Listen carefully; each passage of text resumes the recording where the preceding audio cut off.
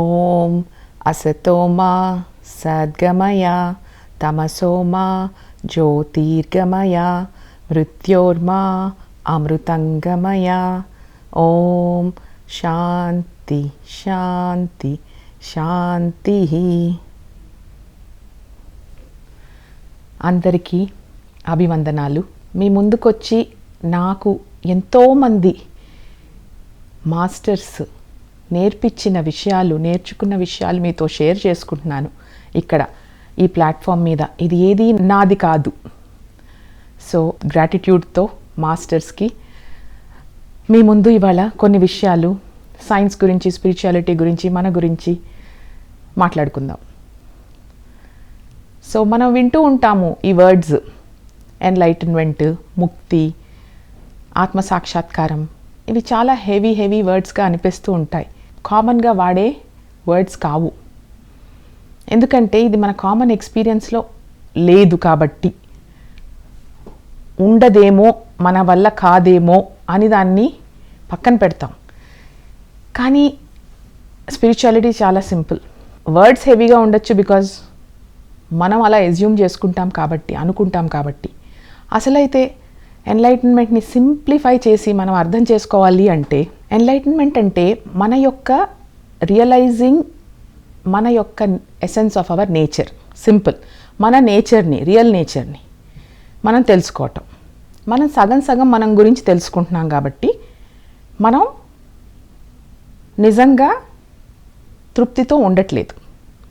So ఆ enlightenment వల్ల మన రియల్ నేచర్ తెలుసుకుంటే మనకు ఒక రకమైన తృప్తి, ల్యాక్ అనేది ఉండదు. మనకి ఎప్పుడైతే కొరత లేదో, ల్యాక్ లేదో, అప్పుడు మనకి వాంట్స్ ఉండవు, కోరికలు ఉండవు, అది కావాలి ఇది కావాలి అని ఉండదు. ఎప్పుడు కూడా ఈ నవ్వులో ఉంటాం, నవ్వు నుంచి దూరం కాము. ఎప్పుడైతే ల్యాక్ ఉండదో, ఎప్పుడైతే దానివల్ల వాంట్ ఉండదో, దానివల్ల మనం ఈ నవ్వు నుంచి అసలు కదలం అన్నమాట. మనం ఏ పాస్ట్కి, ఏ ఫ్యూచర్కి మన మైండ్ పరిగెత్తదు. ఏ వరీస్, ఏ ఫియర్స్ ఉండవు. దాన్నే ఎన్లైటన్మెంట్ అంటారు, ఆ స్థితిని. దాన్నే ఆత్మసాక్షాత్కారము అనుకుంటారు. సింప్లిఫై చేస్తే ఇమ్మెన్స్గా హ్యాపీగా ఉండే స్టేటే ఎన్లైటన్మెంట్. ఇది ఇంత మంచి విషయం కదా. ఇది మరి మనం చిన్నప్పటి నుంచి ఎంతసేపు మనం ప్రాపంచిక విషయాల్లో, బయట విషయాల్లో ఎతుకుతూ ఉంటాం. ఎందుకు బయట వెతుకుతూ ఉంటాం? మన నేచర్లోనే ఈ ఇన్హెరెంట్గా ఈ హ్యాపీనెస్ అనేది, పీస్ అనేది ఉంటే, ఈ మన బాహ్య ఎక్స్పీరియన్సెస్లో పీస్గా, ముక్కలుగా వచ్చే పీస్ కోసమే వెతుక్కుంటూ ఉంటాము. అది ఎందువల్ల? మన యొక్క ఒక మహా మంత్రం, వేద మంత్రం ఒకటి మన ఉపనిషత్స్లో, మన యొక్క యజుర్వేదంలో, శుక్ల యజుర్వేదంలో ఉంది.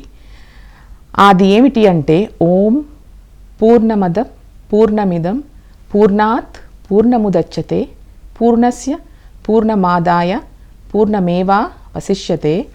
ఓం శాంతి శాంతి శాంతి. దీన్ని శాంతి మంత్రం అంటారు. ఇది మహావాక్యంలాగా దీన్ని కాంటెంప్లేట్ చేయవలసిన వాక్యం. ఇది విచారణ చేయవలసిన వాక్యం అన్నమాట. ఆ సంస్కృతంలో ఎంత మధురంగా ఉంటాయో ఆ అక్షరాలు, ఆ ఎసెన్స్. సో దీని అర్థం మీ అందరికీ తెలిసిందే. పూర్ణం అదం, అది పూర్ణం, దాట్ ఈజ్ పూర్ణం. ద ఇన్నర్ వరల్డ్, మన ఈ ఇన్నర్ వరల్డ్ కూడా పూర్ణం.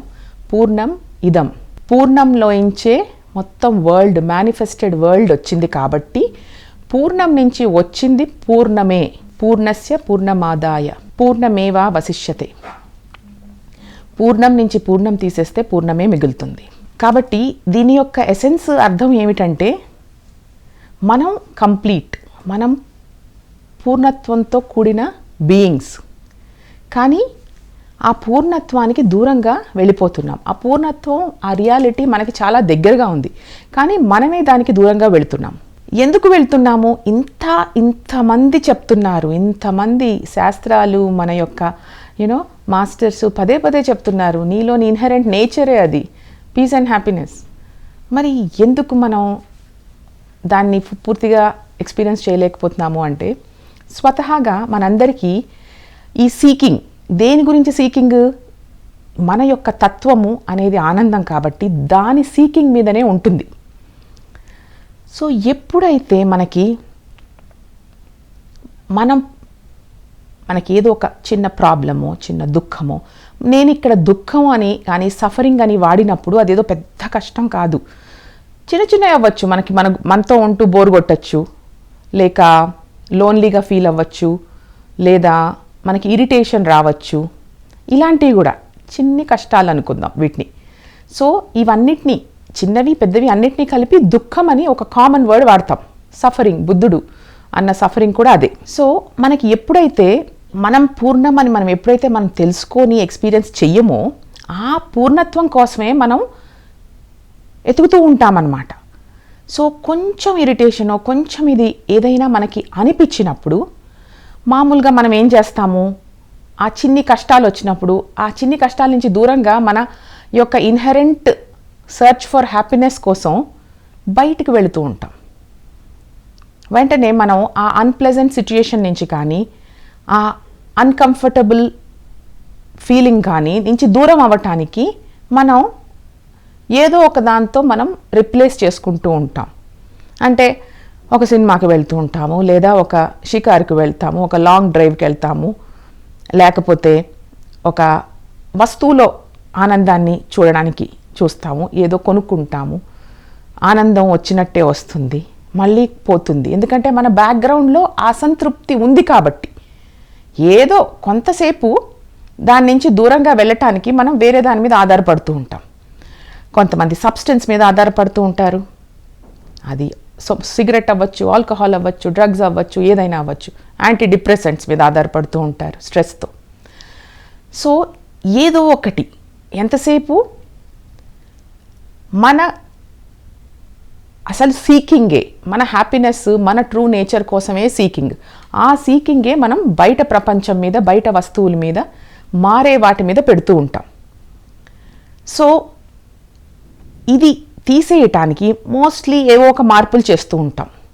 రిలేషన్షిప్ని మారుస్తాం, భార్యని మారుస్తాం, భర్తని మారుస్తాం, లేదా ఇల్లు మారుస్తాం, జాబ్ మారుస్తాం. ఎందుకు? దుఃఖం వస్తుందో, అన్కంఫర్టబుల్గా ఉంటున్నామో, అన్ప్లెజెంట్గా అనిపిస్తుందో కాబట్టి అది మారిస్తే కానీ మనకి ఆ ఆనందం వస్తుందేమోనని. ఆనందం వచ్చినట్టే ఉంటుంది, మళ్ళీ పోతుంది, మళ్ళీ ఇంకో దాని మీదకి మన దృష్టి వెళ్తూ ఉంటుంది. సో ఇలాగా ఈ మధ్యలో ఈ ఎక్స్పీరియన్సెస్తో ఉంటూ ఈ సుఖ దుఃఖాలతో మనం ఎప్పుడూ ఉంటూనే ఉంటాం. సో అందుకే చాలా మటుకు అంటారు, పెద్ద కష్టం వస్తే మనకి నష్టమా లేకపోతే లాభమా అని ఒక ప్రశ్న వచ్చిందనుకోండి. మామూలుగా అయితే మనం కష్టాలన్నింటినీ దూరంగా పెట్టి మనం మన సంతోషానికి పరిగెడుతూ ఉంటాం కదా.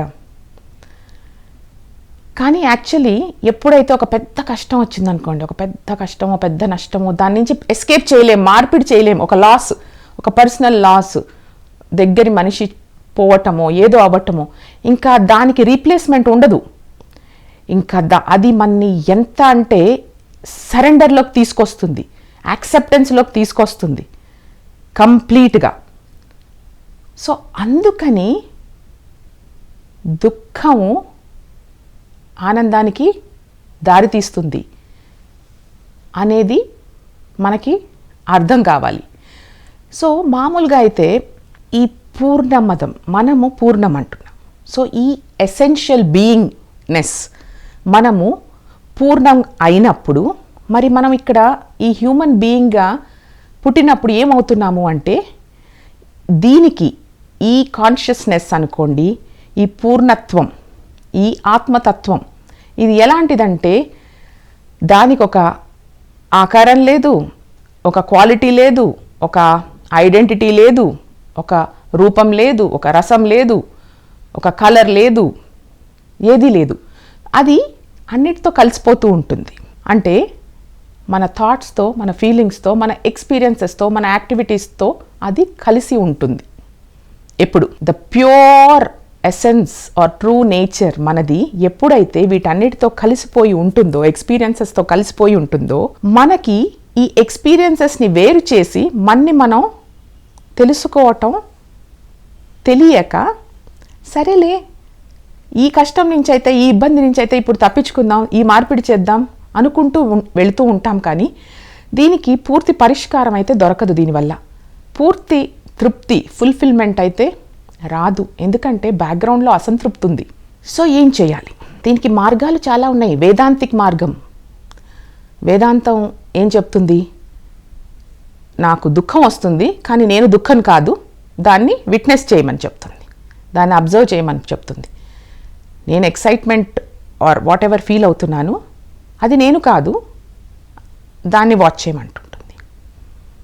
ఇంకొక పద్ధతి ఉంది, తాంత్రిక్ పద్ధతి, కానీ జిడ్డు కృష్ణమూర్తి గారు చెప్తూ ఉంటారు. ఎప్పుడైతే మనకి భయమో దుఃఖమో వస్తే దాని నుంచి పారిపోవటం కాకుండా దాంతో ఉండమని చెప్తారు. దాన్ని వేరు చేసి నేను అది కాదు విట్నెస్గా చూడటం ఒక పద్ధతి, దానిని ఇన్వైట్ చేసి, దాన్ని ఎంబ్రేస్ చేసి, ఒక ప్రాబ్లం అవ్వచ్చు, ఒక దుఃఖం అవ్వచ్చు, ఒక కష్టం అవ్వచ్చు, ఏదైనా అది ఎప్పుడైతే దాని దగ్గరికి వెళ్ళి దాంతో మర్జ్ అవుతామో మనము, ఎందుకంటే ఈ ఆత్మతత్వం మన ఎక్స్పీరియన్స్తో కలిసి ఉంది. ఎప్పుడైతే మనం రెసిస్టెన్స్ లేకుండా దాని దగ్గరికి వెళ్తామో మనకి మిగిలేది ఆ పీస్ అండ్ లవ్వే, ఇమ్మెన్స్ పీస్ అండ్ లవ్. మన ఆత్మతత్వాన్నే మనం చూస్తామన్నమాట దానివల్ల. సో ఇది ఒక పద్ధతి. స్వామి వివేకానంద ఒకసారి ఒక దారిలో వెళ్తూ ఉంటే ఒక కోతి అనుకుంటా ఆయన్ని చేజ్ చేస్తూ ఉంటుంది. ఆయన పరిగెట్టడం మొదలు పెడతారు. కోతి వెంబడబడుతూ ఉంటుంది, ఆయన పరిగెడుతూ ఉంటారు. పరిగెడుతూ ఉంటే పక్కన ఒక మహానుభావుడు కూర్చొని ఆగి దాన్ని చేజ్ చెయ్యి అని చెప్తాడు అనమాట. సో ఎప్పుడైతే స్వామి వివేకానంద ఓకే చూద్దాం ఇదేంటో అని తిరిగి వెనక్కి వెళ్ళి ఆ కోతిని ఎప్పుడైతే ఫేస్ చేస్తారో ఆ కోతి పారిపోతుంది. సో అలాగే ఎప్పుడు కూడా మనకి ఫెయిరీ టేల్స్లో కూడా చాలా ఫెయిరీ టేల్స్ ఉంటాయి. మనకి చిన్నప్పుడు చదువుకునే వాళ్ళం, ఎంజాయ్ చేసేవాళ్ళం. ఫ్రాగ్ ప్రిన్స్ అని ఒక ఫెయిరీ టేల్ ఉంటుంది. ఆ ప్రిన్సెస్ తను గోల్డెన్ బాల్ పోతే ఆ ఫ్రాగ్ తెచ్చిస్తుంది. అయితే ఫ్రాగ్ వచ్చి నీతోనే ఉంటాను అని ఏదో చెప్తుంది. సో ఈ ప్రిన్సెస్కి ఆ ఫ్రాగ్ అంటే చాలా అసహ్యం అన్నమాట, ఇష్టం ఉండదు. కానీ ఎప్పుడైతే ప్రిన్సెస్ ఆ ఫ్రాగ్ని దగ్గరికి తీసుకొని ఎంబ్రేస్ చేసి దగ్గరికి తీసుకుంటుందో ఆ ఫ్రాగ్ ప్రిన్స్ అయిపోతుంది, హ్యాండ్సమ్ ప్రిన్స్గా మారుతాడు. ఈ స్టోరీస్ అన్నీ ఆ ఎసెన్స్ని చెప్తాయి. మన దేశంలో స్టోరీ టెల్లింగ్ చాలా చాలా popular. Story telling is important essence చెప్పటానికి. నువ్వు ధర్మంతో జీవించు అంటే అర్థం కాదు, అదే రామాయణం చదివితే అర్థమవుతుంది. నువ్వు అందరినీ ప్రేమించు, నీ జీవితం ధన్యం అవుతుందంటే అర్థం కాదు. అదే అప్పుడు భాగవతం, కృష్ణుడి కథ చదవాలి. అప్పుడు అసలు ప్రేమ ఏంటి, ప్రేమించడం అంటే ఏంటి అర్థమవుతుంది. సో మనకి స్టోరీస్ అనేవి చాలా ఇంపార్టెంట్ ఆ ఎసెన్స్ తెలుసుకోవటం కోసం. తర్వాత స్టోరీని వదిలేయచ్చు. సో అలాగా ఎప్పుడైతే మనకి అన్కంఫర్టబుల్ సిచ్యుయేషను, అనీజీనెస్ క్రియేట్ చేసే యొక్క ఆలోచన, భావము, ఫియర్ ఏది వచ్చినా దాంతో మమైకమైతే, దాని నుంచి పారిపోకుండా, దాన్ని రీప్లేస్ చేయకుండా, దాన్ని ఇంకొక దానితో, ఆబ్జెక్ట్తో కానీ, మార్పుతో కానీ, లేక ఒక సబ్స్టెన్స్తో కానీ, ఏదో ఒక ఆబ్జెక్ట్ డిపెండెన్సీతో మార్చకుండా ఎప్పుడైతే దాంతో మమైకం అవుతామో, వన్నెస్లో ఉంటామో, అప్పుడు మన ఆత్మే మనకి గోచరిస్తుంది, మన ఆత్మతత్వమే మనకి మిగులుతుంది. సో యాక్చువల్లీ దుఃఖానికి కారణం ఈ అన్ప్లెజెంట్ సిచ్యుయేషన్స్, అనీజీ థింగ్స్ కాదు. అసలు దుఃఖానికి కారణం ఏంటంటే రెసిస్టెన్స్. మనం ఎప్పుడైతే రెసిస్ట్ చేస్తామో అప్పుడే దుఃఖం వస్తుంది. ఎప్పుడైతే మనం రెసిస్ట్ చెయ్యమో, దాంతో ఫ్లో అయిపోతూ యాక్సెప్టెన్స్లో ఉంటూ అన్నీ కూడా ఫైనలీ మన మంచికే, మన ఎక్స్పాన్షన్కే. మనం కంఫర్టబుల్గా ఉంటే ఎక్కడున్న వాళ్ళం అక్కడే ఉంటాం. మనకి ఇన్నర్ స్ట్రెంగ్త్ రావాలన్నా, కరేజ్ రావాలన్నా, ఇట్లా డిఫరెంట్ ఎక్స్పీరియన్సెస్ రావాలి, ఇష్టమైనవి, కష్టమైనవి. అప్పుడు కానీ అసలు ఏంటి అని మనం నిలదీసి మనని అడుగుతాం. అసలు మనం ఏంటి, అసలు సుఖంగా ఎప్పుడైనా ఉండొచ్చా అని అప్పుడు మనకి బోలెడు మంది మహానుభావుల స్టోరీస్, బయోగ్రఫీస్ అన్నీ గుర్తొస్తాయి. అవును, ఏదో ఉంది, ఇది మనం స్వేచ్ఛతో ఉండొచ్చు, తృప్తితో ఉండొచ్చు అనే ఒక్క ఆలోచన ఎప్పుడైతే మొదలవుతుందో, ఈ బయట ప్రాపంచిక విషయాలకి మనం ఖర్చు పెట్టే మన టైం కానీ ఎనర్జీ కానీ అందులో 10% ఇన్వర్డ్స్ మనం పెట్టామంటే అందరం ఇప్పుడే ఎన్లైటెండ్ అవుతాం. ఎన్లైటన్మెంట్ అంటే జస్ట్ టు బీ, నేను చెప్పాను కదండి, to be happy constantly without any lack, a lack లేకుండా ఉండటం. ఎందుకంటే మన ఇన్హెరెంట్ నేచరే పూర్ణత్వం, పూర్ణం, కంప్లీట్నెస్. అసలు ఎక్కడ ఇన్కంప్లీట్నెస్ లేదు. మనం సపరేట్ సెల్ఫ్ అని, ఈగో సెల్ఫ్ అని, లిమిటెడ్ సెల్ఫ్ అని మనం అనుకుంటున్నాం. ఎందుకంటే మనం రియలైజ్ కాలేదు కాబట్టి మన రియల్ నేచర్ని. ఎప్పుడైతే మన రియల్ నేచర్ని రియలైజ్ అవుతామో చుట్టూ ఉండే పరిస్థితులు, కష్టాలు ఏమీ లేకుండా ఉండవు, అవన్నీ ఉంటాయి. కానీ వాటన్నిటినీ ఎంబ్రేస్ చేస్తాం. ఏ ప్రాబ్లంనైనా ముందే వెల్కమ్ చేసేస్తాం. అప్పుడు ప్రాబ్లం ఎందుకు అవుతుంది? అది ఫ్రెండ్ అవుతుంది. సో అలా జీవించగలగాలి మనం. అలా జీవిస్తూ ఉంటే తప్పకుండా మన స్వస్థితిని తొందరగా మనం గుర్తించగలుగుతాం. సరే, బయట ప్రపంచంలో ఉన్నప్పుడు ఎలా అయితే రెండు opposites same side of the coin అని అర్థం చేసుకోవాలి. ఎప్పుడైతే ఒక పచ్చికాయ మనం తినలేము, అది గట్టిగా ఉంటుంది, దానికి ఎందుకు పనికిరాదు, చూడటానికి కూడా అందంగా ఉండదు, కానీ అది పండవుతుందని మనకు తెలుసు కాబట్టి దాన్ని మనం ద్వేషించము. అలాగే దుఃఖము, కష్టము కూడా దానికి జాయ్కి రీచ్ అవ్వటానికి అది అవసరము, ఇదే దానికి ట్రాన్స్ఫార్మ్ అవుతుంది అని ఎప్పుడైతే మనం సైకలాజికల్గా అర్థం చేసుకుంటామో అప్పుడు కానీ మనకి రియల్ అండర్స్టాండింగ్ వస్తుంది. మనకి ఫిజికల్గా మనం అర్థం చేసుకోగలుగుతాం. బాగా ఎండ ఉంటుంది, ఆ ఎండ మనకి వర్షానికి, ఫుడ్ గ్రెయిన్స్ పండటానికి అవసరం. మనకి ఎండ ఇష్టం లేకపోవచ్చు, కానీ మనం ఎండని ద్వేషించాం. ఎండ నుంచి ప్రొటెక్ట్ అవుతూ చెప్పులు వేసుకుంటాము, లేదా సన్ స్క్రీన్ పెట్టుకుంటాము, సన్ గ్లాసెస్ వేసుకుంటాము, గొడుగు పెట్టుకుంటాము, ఓకే, పోనీ ఏసీ వేసుకుంటాము, లేదా చెట్టు కింద కూర్చుంటాము చల్లగా. ఏదో ఒకటి దాని నుంచి ఎఫెక్ట్ కాకుండా మనం ప్రొటెక్ట్ చేసుకుంటాం. ఎప్పుడైతే ఆ ఫిజికల్గా కూడా అస్సలు బాగలేని గొంగళి పురుగు, చాలా చూస్తేనే ఒక రకంగా ఉండే గొంగళి పురుగు సీతాకోక చిలుక అవుతుంది, దీనివల్లే అది వస్తుంది, ఇది లేకపోతే అది లేదు అని ఎప్పుడైతే మనకు అర్థమవుతుందో సైకలాజికల్గా, దుఃఖం లేకపోతే సుఖం లేదు, రెండు కూడా రెండు బండి చక్రాలు లాంటి opposite sides of the two coins అని చాలా గట్టిగా అర్థం కావాలి. అప్పుడు ఎంత పెద్ద కష్టం వచ్చినా, వావ్ ఎంత పెద్ద లాభం వస్తుందో, దీనివల్ల నాలో ఎంత ఎదుగుదల ఉంటుందో, ఎంత పరిపక్వత వస్తుందో, ఎంత జ్ఞానం వస్తుందో అని తెలిస్తే మనం దేన్ని రెసిస్ట్ చేయము జీవితంలో. ఇష్టమైంది కావాలని, అసలు అలా రెసిస్టే చేయం. ఇది అర్థం కావాలంటే కొంచెం మెచ్యూరిటీ, కొంచెం విజ్డమ్, కొంచెం ఇంట్రాస్పెక్షన్, కొంచెం అబ్జర్వేషన్ పెంచుకోవాలి మనం. సో చాలా మటుకు మనం వింటూ ఉంటాం. ఇవన్నీ కూడా నేను చెప్పాను, నా సొంత విషయాలు కాదు, నాకు మాస్టర్స్ నేర్పించిన సంగతులు మీతో చర్చించుకుంటున్నాను. I'm lucky to have great teachers in my life. So కొన్ని వర్డ్స్ వింటూ ఉంటాం కదా, detached, attachment, inaction, in action. ఇవి భలే ఆపోజిట్స్. ఏదో డిటాచ్మెంట్ అంటే తెలుసు, అటాచ్మెంట్ అంటే తెలుసు. డిటాచ్మెంట్ ఇన్ అటాచ్మెంట్ ఏంటి? లైఫ్లో you have to have neither attachment nor attachment. You should have an detached attachment. అంటే ఏమిటి? ఇప్పుడు నేను ఈ కుర్చీలో కూర్చున్నాను, ఈ కుర్చీలో కూర్చుంటే నేను దీనికి అటాచ్ అయి ఉన్నాను, కానీ దీనికి గమ్ముతో, గ్లూతో పెట్టి లేను. నాకు ఆ ఫ్రీడమ్ ఉంది, నాకు దీంతో పని అయిపోగానే నేను డిటాచ్ అయిపోవటానికి, లెగ్స్ నించోటానికి. అలాగే ఏ విషయంలో అయినా, ఏ బాంధవ్యాలతోనైనా మన రోల్ ప్రకారం అవసరం ప్రకారం అటాచ్ అవ్వటం, డిటాచ్ అవ్వటం, అటాచ్ అవ్వటం, డిటాచ్ అవ్వటం. మన కాళ్ళు ఎట్లయితే ఒక కాలు ముందుకేసి ఒక కాలు లెగిస్తే కానీ నడవము, మనం ముందుకు వెళ్ళము. అటాచ్మెంట్, డిటాచ్మెంట్ ప్రతి చోట ఉంటుంది. నేచర్లో అటాచ్మెంట్, డిటాచ్మెంట్ లేకుండా ఉండదు.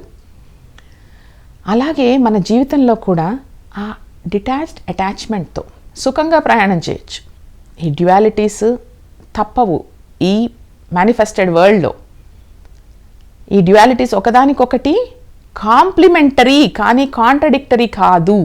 ఆపరెంట్గా వేరుగా కనిపిస్తాయి కానీ ఇన్హెరెంట్గా అది నెగిటివ్ కూడా పాజిటివ్కే లీడ్ చేస్తుంది అని ఎప్పుడైతే మనకు అర్థమవుతుందో అప్పుడు మన జీవితాన్ని చాలా హాయిగా భయం లేకుండా ఆస్వాదిస్తూ ఉంటాం. ఏదైనా సరే కమాన్ ఐఎమ్ రెడీ అంటాం. అమ్మో ఇదొద్దు నాకు ఇదొద్దు, ఈ కష్టం వద్దు, అమ్మో ఇలా అవ్వకూడదు, అలా అవ్వకూడదు అని ఎప్పుడూ కూడా భయంలో బతకము. ఇన్యాక్షన్ ఏంటి? మనకి భగవద్గీతలో 4వ చాప్టర్లో 18వ వర్స్లో ఒక శ్లోకం చెప్తారు. ఒక శ్లోకం ద్వారా ఈ యాక్షన్ అనేది శ్రీకృష్ణుడు అర్జునుడికి చెప్తాడు అనమాట. ఎవరైతే యాక్షన్ చేస్తూ ఇన్యాక్షన్లో ఉంటారో, యాక్షన్లో ఉంటారో వాళ్ళు స్థితప్రజ్ఞులు, వాళ్ళు వైస్ పీపుల్, వాళ్ళు యోగీస్, వాళ్ళు మాస్టర్స్, వాళ్ళకి కర్మ అంటదు, వాళ్ళకి కర్మ ఉండదు అని ఆ శ్లోకం చెప్తుందన్నమాట. అంటే ఏమిటండి అంటే ఫిజికల్గా మనం ఏదైనా యాక్షన్ చేసినప్పుడు మామూలుగా మన మైండ్, మన ఎమోషన్స్ అవి కాన్స్టెంట్గా ఆ మెమరీ నుంచి ఉన్న ఇన్పుట్స్ వల్ల యాక్షను రియాక్షను చేస్తూ ఉంటాయి. సో ఎప్పుడైతే ఫిజికల్గా యాక్షన్ చేసినప్పుడు మన మైండ్, మన ఫీలింగ్స్, మన భావాలు, మన ఆలోచనలు ఇన్యాక్షన్లో ఉంటాయో, ఏ రియాక్షన్లో ఉండవో, అప్పుడు మనము మన కాన్షియస్నెస్తో ఒకటయ్యి ప్రజెంట్ మూమెంట్లో ఉంటూ కర్మ అంటకుండా ఉంటాం. అంటే దీనికి కూడా ఒక ఎగ్జాంపుల్ చెప్తే మనకి ఇంకా బాగా అర్థమవుతుంది. ఒక బాస్, ఒక ఎంప్లాయీ ఎగ్జాంపుల్ తీసుకోవచ్చు, లేకపోతే ఒక తండ్రి, ఒక కొడుకు ఎగ్జాంపుల్ తీసుకోవచ్చు, ఒక అత్తగారు, కోడలు, భార్యాభర్త, ఇట్లా ఏవైనా ఒక ఎగ్జాంపుల్తో మనం దీన్ని అర్థం చేసుకోవచ్చు. సో ఒక బాస్ ఉన్నాడు, ఎంప్లాయీకి మామూలుగా ఆ ఎంప్లాయీ వర్క్ దాని టాలెంట్ని బట్టి ఆ బాస్ వాట్ ఎవర్ చికాకు పడుతున్నో ఏదో పని ఇస్తాడు. సో మర్యాద కోసం పని చేస్తున్నాం, మనకి జీతం వస్తుంది, మన ధర్మం పని చేయటం కాబట్టి పని చేస్తాడు ఆ ఎంప్లాయీ. కానీ లోపల మనసులో ఎప్పుడు ఎప్పుడు నాకే ఎక్కువ పని చెప్తాడు, నా పక్కనోడు ఎంత బాగా కూర్చున్నాడు, మాకిద్దరికీ మాత్రం ఒకటే జీతం, కానీ నన్ను చూస్తేనే ఎప్పుడు చూసినా నాకు మార్కెటింగ్ పని ఎక్కువ చెప్తూ ఉంటాడు, నన్ను బయటికి పంపిస్తూ ఉంటాడు, ఇది చేస్తుంటాడు, అది చేస్తుంటాడని మనం మనసులో రియాక్షన్ ఉంటూనే ఉంటుంది. అదే అత్తగారు ఏదైనా చెప్తారు కోడలికి, చాలా మర్యాదగా, చాలా పొలైట్గా, ఎందుకంటే నేను చాలా మంచి కోడల్ని, నేనేం మాట్లాడను, తిరిగి జవాబు ఇవ్వను, సరే చేస్తాను, కానీ లోపల విసుక్కుంటూ నసుక్కుంటూ ఇవిడికేం పని లేదు, ఇవిడికేం చేత కాదు, మళ్ళీ వంకలు పెడతారు అనుకుంటూ రియాక్షన్స్తో యాక్షన్ చేసినప్పుడు కర్మ అంటుతుంది. అదే ఆ బాస్ కానీ ఆ అత్తగారు కూడా అంతా everybody is made of the same పూర్ణత్వం, వాళ్ళు పూర్ణులు, మనము పూర్ణులు అని ఎప్పుడైతే మనం ఆ యాక్షన్ చేస్తామో, ఇన్యాక్షన్తో యాక్షన్ చేస్తాం, క్వైట్ మైండ్, స్టిల్ మైండ్ ఉంటుంది, అప్పుడు కర్మనే రాదు. కర్మ అంటే ఏంటి? ఆ నిమిషంలో ఆ లోపల పని చేస్తున్నప్పుడు మీకు ప్రశాంతత ఉండదు, జాయ్ ఉండదు, సాటిస్ఫాక్షన్ ఉండదు, అదే కర్మ, అదే హెల్, ఇంకా వేరే ఏమీ అవసరం లేదు. ఆ మూమెంట్లో మీరు ప్రజెంట్లో లేరు, మీ అవేర్నెస్లో లేరు. ఇది ఎలా అర్థం చేసుకుంటారంటే అసలు యాక్షనే చేయదు, అన్నీ వదిలేసి అన్నీ వదిలేసి వెళ్ళిపోదాం, రినౌన్సియేట్ చేసేసి వెళ్ళిపోదాం కాదు, అన్నిటి మధ్యలో ఉంటూ యాక్షన్స్ అన్నీ చేస్తూ ఇన్యాక్షన్లో ఉండగలగాలి. అది జ్ఞాని యొక్క లక్షణం. మనకి ఎన్నో ఎన్నో ఎన్నో పుస్తకాల ద్వారా మాస్టర్స్ ద్వారా ఎన్నో మంచి విషయాలు వింటూ ఉంటాం. వాటిని విని అక్కడికక్కడే వదిలేస్తాం. వాటిని మన జీవితంలో అన్వయించుకోము. మనం ఎక్స్పెరిమెంట్ చేసుకోవాలి వాటిని. ఇప్పుడు ఎట్లా అయితే ఇప్పుడు మనం ఒక స్విమ్మింగ్ నేర్చుకోవాలండి, లేకపోతే ఒక మ్యూజిక్ నేర్చుకోవాలి, ఒక ఆర్ట్ నేర్చుకోవాలి, ఒక మాస్టర్ దగ్గరికి వెళ్తాం, ఒక టీచర్ దగ్గరికి వెళ్తాం. ఓకే, ఈ స్పిరిచువాలిటీ గురించి, స్పిరిచువల్ సత్యాల గురించి నేర్చుకోవటానికి వెళ్తాం. ఓకే, ఇప్పుడు ఆ స్విమ్మింగ్ టీచర్ కానీ, ఆ మ్యూజిక్ టీచర్ కానీ చాలా ఎక్స్పర్ట్స్. ఆ పొద్దున్నే మ్యూజిక్ టీచరు మీరు వెళ్ళినప్పుడు ఏదో ఒక ఆలాపన ఇలాగా అని చెప్పి, ఆహా ఎంత మంచిగా ఆలాపిస్తున్నారు, ఎంత గ్రేట్, ఎంత ఈవిడికి పద్మశ్రీ కూడా అవార్డు వచ్చేసింది. పద్మశ్రీ అవార్డు అంటే ఇక్కడ ఎన్లైటన్మెంట్తో చూద్దాం. మాస్టర్స్ దగ్గరికి వెళ్ళినప్పుడు అబ్బా వీళ్ళు ఎంత ఎన్లైటెండ్. సో అప్పుడు మనం అదే టీచరు ఇంట్లో కూర్చొని అబ్బా ఎంత గొప్ప టీచరు అని చెప్పి ఆ పూలేస్తూ పూజ చేస్తూ నమస్కారం చేస్తూ పొగుడుతూ కూర్చుంటామా? అప్పుడు మనకి మ్యూజిక్ వస్తుందా? లేదా ఆవిడ దగ్గర నేర్చుకొని మనం ప్రాక్టీస్ చేసి దాంట్లో ఎక్స్పర్ట్స్ అయి మనం కూడా పద్మశ్రీ అవార్డు గ్రహీతలు అవుతామా? అదే స్విమ్మింగ్ కోచ్ ఇంట్లో కూర్చొని అబ్బా ఎంత గొప్ప స్విమ్మింగ్ కోచో, ఎంత మంచివాడో 10 మందికి చెప్పి 100 మందికి చెప్పి ఈ స్విమ్మింగ్ కోచ్ దగ్గరికి రండి, ఈ స్విమ్మింగ్ ఎంత బాగా చెప్తున్నాడో, ఎంత ఎక్స్ప్లెయిన్ చేస్తున్నాడో, ఎంత బాగుందో. లేకపోతే వాళ్ళ ఇంటి పక్కన కూర్చొని అబ్బా వాళ్ళ ఇంటి పక్కన ఉంటే నాకు కూడా స్విమ్మింగ్ వస్తుంది ఒకరోజు. సో మనం గురువుల దగ్గరికి, ఏ గురువుల దగ్గరికి వెళ్ళినా కూడా ఏం నేర్చుకోవాలి? నేర్చుకొని ఆ గురువుని పూజిస్తే, గురువుని ప్రైజ్ చేస్తే గురువు ఏం సంతోషపడ్డు. వాళ్ళు నేర్పించింది మన జీవితంలో మనం దాన్ని ఎక్స్పీరియన్స్ చేసి ఎక్స్పీరియన్షియల్గా వాళ్ళలాగా తయారైతే వాళ్ళకి తృప్తి, ఆనందం. So most of the time మనం ఫాలోవర్స్ లాగే ఉంటున్నాం కానీ, డిసైపుల్స్ లాగే ఉంటున్నాం కానీ, మాస్టర్స్ లాగా తీర్చిదిద్దుకోవట్లే మనని మనం. ఎందుకంటే మనం అసలు ప్రాక్టీసే చేయట్లేదు. వాళ్ళు నేర్పించింది, చెప్పింది మన మీద మనం ఎక్స్పెరిమెంట్ చేసుకోవాలి. మనమే గిన్నీ పిగ్స్ లాగా అవ్వాలి. ల్యాబొరేటరీలో ఎట్లయితే గిన్నీ పిగ్స్ మీద చేస్తామో మన మీద మనం ఎక్స్పెరిమెంట్ చేసుకోవాలి, రిజల్ట్స్ తెచ్చుకోవాలి. ఊరికే పుస్తకంలో చదివేసి ఆహా బాగుంది, లేదా ఏదో వినేసి ఆహా చాలా బాగా చెప్తున్నారు, ఎంత గొప్పోళ్ళో, వాళ్ళు జ్ఞానులు కాబట్టి అలా చెప్తున్నారు, అలా ఏం కాదు. అందరికీ we are all one. Psychologically, physically డిఫరెంట్గా ఉండొచ్చు. ఒకళ్ళు పొట్టిగా, ఒకళ్ళు పొడుగ్గా, ఒకళ్ళు సన్నగా, ఒకళ్ళు లావుగా, ఒకళ్ళు తెలివిగా, ఒకళ్ళు తెలివి తక్కువగా. ఫిజికల్ డిఫరెన్సెస్ ఉంటాయి కానీ సైకలాజికలీ, కాన్షియస్నెస్ వైజ్ మనమంతా ఒక్కటే, తేడానే లేదు. సో ఇలాగా మనం పూర్ణత్వంతో ఉన్నాం. ఎప్పుడు కూడా ఇన్కంప్లీట్గా లేము. ఇన్హెరెంట్గా మనలోని పీసు, హ్యాపీనెస్ని కానీ మనం చవి చూస్తే మనము ఆ పీసెస్గా, ముక్కలుగా దొరికే ఆనందానికి, పీస్కి పరిగెట్టము. సో ఇవాళ అటాచ్మెంట్తో ఉంటూ ఇండిఫరెంట్గా లేకుండా మన బాధ్యతల్ని డిటాచ్డ్గా చేస్తూ ఉంటే మనం దుఃఖానికి గురి అవ్వం. అలాగే యాక్షన్ చేస్తూ ఇన్యాక్షన్లో ఉండాలి. ఇన్యాక్షన్లో ఉంటే అప్పుడు కానీ మనకి ఏమాత్రం కర్మ అంటే consequences of our action, consequences of good కర్మ అంటే consequences of good actions. So అది కానీ ఇది కానీ అంటదు. వాళ్ళనే యోగులు అంటారు, వాళ్ళనే మహర్షులు అంటారు, మహానుభావులు అంటారు, మాస్టర్స్, ఎన్లైటెండ్ పీపుల్. ఈ పెద్ద పెద్ద వర్డ్స్తో భయపడకండి. అందరం కూడా ఆ ఎన్లైటెండ్ స్టేట్కి మనము మన మీద దృష్టి పెడితే బయట నుంచి దృష్టి మరలించి మనం ఆనందంగా ఉండగలుగుతాం. సైన్స్ పరంగా ఇవాళ ఒక చిన్న విధంగా మనం ఇంకొక విధంగా అర్థం చేసుకుందాం దీన్ని. ఒక 50 సంవత్సరాల క్రితం కొంతమంది సైంటిస్ట్స్ ఎక్స్పెరిమెంట్ చేస్తూ ఉన్నారు జెనెటిక్స్ మీద, జీన్స్ మీద. సో మామూలుగా ఈ సైంటిస్ట్ ఏం చేశారంటే మనలో ఉండే స్టెమ్ సెల్స్ అని ఉంటాయి. స్టెమ్ సెల్స్ అన్నా, ఎంబ్రియానిక్ సెల్స్ అన్నా, ఆర్ ఈ సెల్స్ ఏంటంటే raw material of all cells, అన్ని సెల్స్ పుట్టడానికి కారణం ఇవి. సో ఆ స్టెమ్ సెల్స్ని మన బాడీలోంచి బయటికి తీసి ఒక డిష్లో పెట్టి దాన్ని క్లోన్ చేసి మల్టిప్లై చేశారు. అంటే సెల్ డబుల్ ట్రిపుల్ అవుతూ ఉంటుంది, గంటకి ఇన్నిసార్లు ఇంత అవుతూ ఉంటుంది అన్నమాట. అయితే అలాగా ఒక మేబీ నెల రోజులకో 10 రోజులకో ఒక 30,000 సెల్స్ అయినాయి. అది ఒకటే సెల్ నుంచి, మదర్ సెల్ ఒకటే. సో ఆ genetic code of the mother సెల్లే వీటన్నిటికీ ఉంటుంది కదా. సో అలా తీసి ఆయన ఎక్స్పెరిమెంట్లో ఏం చేశాడంటే ఈ సెల్స్ని 3 డిఫరెంట్ డిషెస్లోకి పెట్టి దాని యొక్క ఎన్వైర్మెంట్ మార్చాడు ఆయన. ఎన్వైర్మెంట్ అంటే చుట్టూ ఉండే కల్చరు, సొల్యూషను, మీడియము, ఆ సెల్ పెరగటానికి వాడే కెమికల్స్.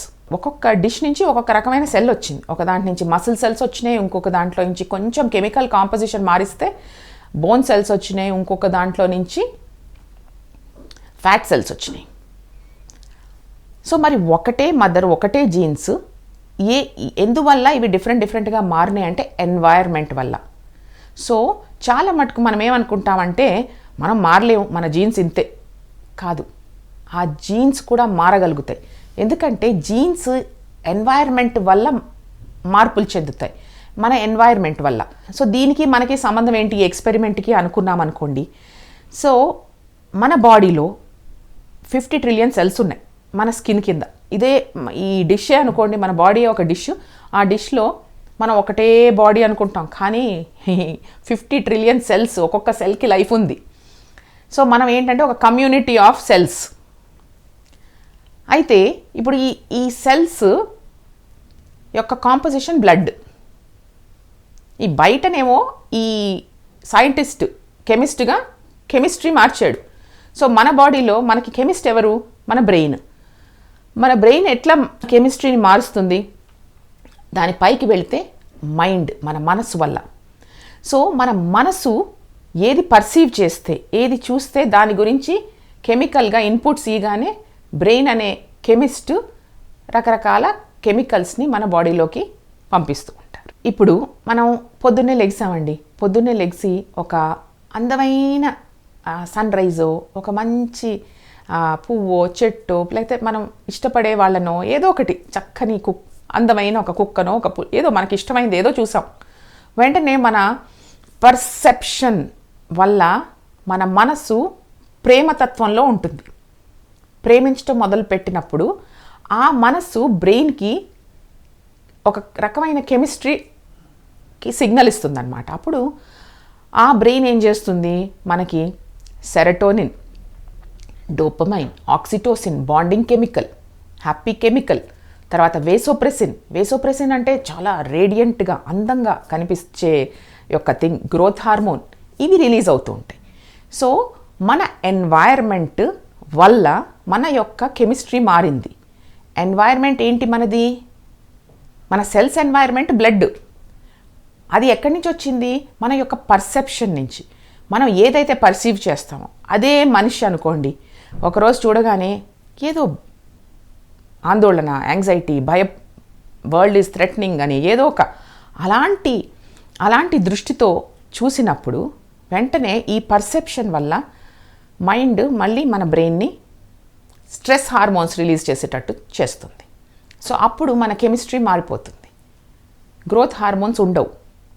సో ఒకవేళ ఇది చేసినప్పుడు ఈ సైంటిస్ట్ ఏం చేశాడు, ఈ హ్యాపీగా ఉన్నప్పుడు, ప్రేమలో ఉన్నప్పుడు, ఎవరైనా ప్రేమలో ఉన్నప్పుడు భలే ఆనందంగా ఉంటారు, భలే అందంగా కూడా కనిపిస్తూ ఉంటారు, ఎలాంటి వాళ్ళైనా సరే. ఆ సెల్స్ని తీసి చూస్తే చాలా అందంగా పెరుగుతూ ఉండినాయి, బ్యూటిఫుల్గా గ్రోత్ అవుతూ. అదే ఈ భయము, ఆందోళన, కోపము, వీటికి వాట్ ఎవర్ గురి అయినప్పుడు ఆ సెల్స్ని తీసి బయట చూస్తే ఇట్లా కుంచుకుపోయి గ్రోత్ లేకుండా స్ట్రెస్లో ఇమ్యూనిటీని దెబ్బతీసేటట్టు ఫైట్ ఆర్ ఫ్లైట్ మోడ్లో ఉండే హార్మోన్స్తో ఉండింది. సో దీనివల్ల కొంతమంది, ఒకప్పుడు నా చిన్నప్పుడు అందరూ అనుకునేవాళ్ళు, మా అమ్మమ్మకి క్యాన్సర్ ఉంది కాబట్టి నాకు కూడా వస్తుంది, మా అమ్మకి బీపీ ఉంది కాబట్టి నాకు కూడా వస్తుంది, జీన్స్లో ఉంది మాకు.